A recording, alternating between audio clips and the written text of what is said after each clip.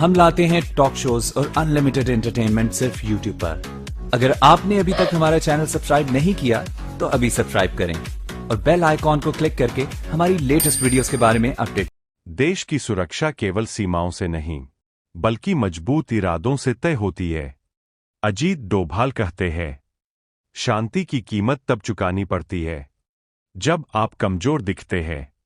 प्रधानमंत्री नरेंद्र मोदी के नेतृत्व में भारत ने साफ कर दिया है, हम शांति चाहते हैं लेकिन सम्मान और सुरक्षा से समझौता नहीं।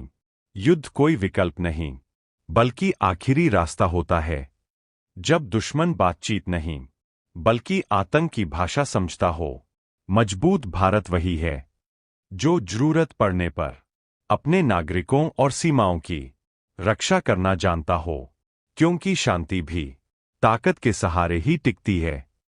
प्रतिशोध भी अपने में एक बड़ी भारी शक्ति होती है। हमें अपने इतिहास का प्रतिशोध लेना है। खास तौर पे जो हम पॉलिटिशियन से सुनते हैं ना, वो और चीज होती है।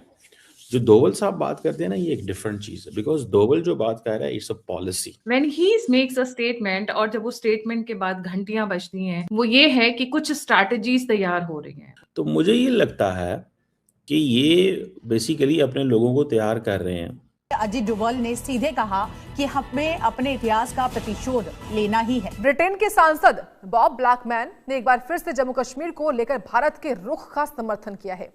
उन्होंने साफ कहा कि पूरा जम्मू कश्मीर भारत का अभिन्न अंग होना चाहिए। बड़ा कम मीडिया पे आते हैं, ये तो बोलते काम है, लेकिन जो बोलते हैं वो जारी बात है, इनकी होती है वो एक पॉलिसी स्टेटमेंट्स टाइप, आप उन्हें कह सकते हैं। मार बहुत ही ज्यादा पड़नी है, यानी कि हम ये कह सकते हैं कि 2026 में भी कोई जंग हो सकती है। इंटरनेशनल वाटर्स में एक किसी मुल्क के जहाज को इस तरह से अरेस्ट कर लेना, उसको अपने कब्जे में ले लेना, क्या ये इंटरनेशनल लॉज की खिलाफ वर्जी नहीं है?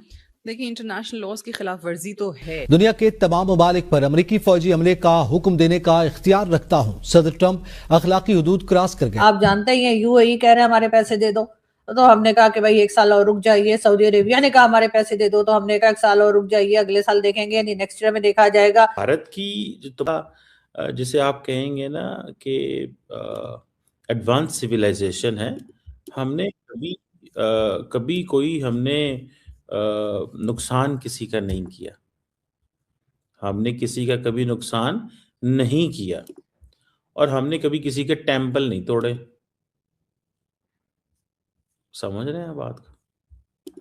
तो ये बातें, इससे मुराद क्या है, वो क्या कहना चाहते हैं, ठीक है। और आपको पता है दोवल साहब कम बोलते हैं। ही इज अ स्पाई, तो spies, he was a spy. आजकल तो सारी बात है, he is an NSA, national security advisor है।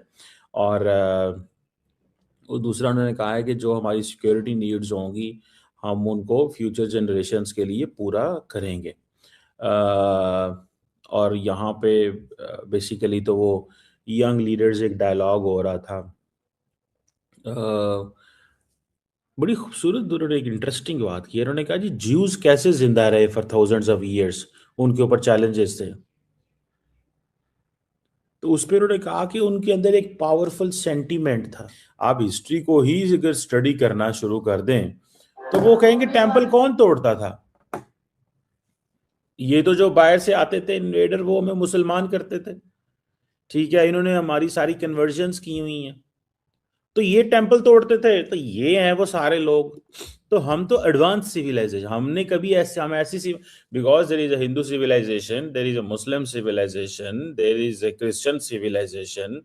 Eight the end of the day as an advance civilisation हमने ये काम नहीं किए, और ना ही हमने किसी की सिक्योरिटी को जो है वो खराब किया। हिस्ट्री ने हमें जो है वो एक लेसन दिया।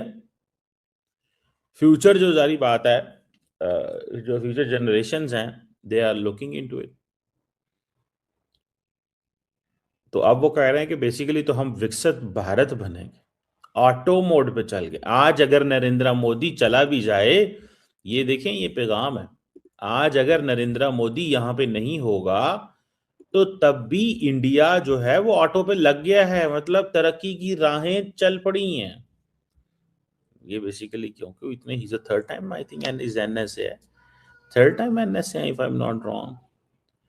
ये जो कुछ आज इंडिया के अंदर हो रहा है, मुझे लग रहा है कि लार्जली इंडिया की जो गवर्नमेंट है वो बेसिकली चलाने वाला जो बंदा है उसका नाम अजीत डोभाल है। Basically he is the brain behind prime minister Modi. और ये उन्होंने ही कहा हुआ है कि आप मीडिया पे ना जाया करें। ये भी बड़ा कम मीडिया पे आते हैं, ये तो बोलते कम है, लेकिन जो बोलते हैं वो जारी बात है इनकी होती है वो एक पॉलिसी स्टेटमेंट्स टाइप आप उन्हें कह सकते हैं, या एटलीस्ट पता चलता है कि वो क्या हो रहा है। अभी ये कोई विकसित भारत यंग लीडर्स डायलॉग 2026 जो है उसको वो कर रहे हैं और इसको वो समझ रहे हैं, ठीक है। तो मुझे ये लगता है कि ये बेसिकली अपने लोगों को तैयार कर रहे हैं, बच्चों को तैयार कर रहे हैं और कह रहे हैं कि भाईजान आप जो है ना आप परेशान ना हो, हम इस वक्त दुनिया की बड़ी सिविलाइजेशन बन चुके हैं और हम एक ऐसी सिविलाइजेशन बन चुके हैं कि जो बेसिकली जिसको दुनिया देख रही है और दुनिया हमें एडमायर करती है, दुनिया हमें एडमायर द करती है। Ghost man of India Ajit Doval. मैं घोस्ट मैन इसलिए कह रही हूँ कि पाकिस्तान वालों ने नाम दिया है, हमारे लिए तो वो हमारे टॉप मोस्ट जेम्स बॉन्ड से भी ऊपर के क्लास के हैं। When he makes a statement और जब वो स्टेटमेंट के बाद घंटियां बजती हैं left right centre across the world, चाहे वो पेंटागन हो या फिर वो मॉस्को हो या फिर इसराइल हो, टेल अवीव हो या फिर किसी और देश में हो, लाहौर और बांग्लादेश को तो मैं गिनती नहीं, उनकी औकात ही नहीं है। अगर घंटियां बजती तो इसका मतलब ये है, इसका नाम ले लिया। वो ये है कि कुछ स्ट्रैटेजीज तैयार हो रही हैं, उसका मतलब ये है कि कुछ आगे की तैयारी बड़ी चल रही है। अभी अजीत डोभाल जी के जो आधे घंटे का भाषण था जिसके अंदर उन्होंने एक futuristic next couple of years में स्ट्रैटेजी क्या रहेगी हमारी सिक्योरिटी वगैरह को लेकर, उसमें एक बहुत बड़े बड़े बयान दिए हैं। Let's get started. हमारे साथ जुड़े हुए Sandeep Singh ji. Sandeep ji, a very warm welcome on the show. Let's get started ji. नमस्ते गायत्री जी, आपके दर्शकों को भी नमस्कार।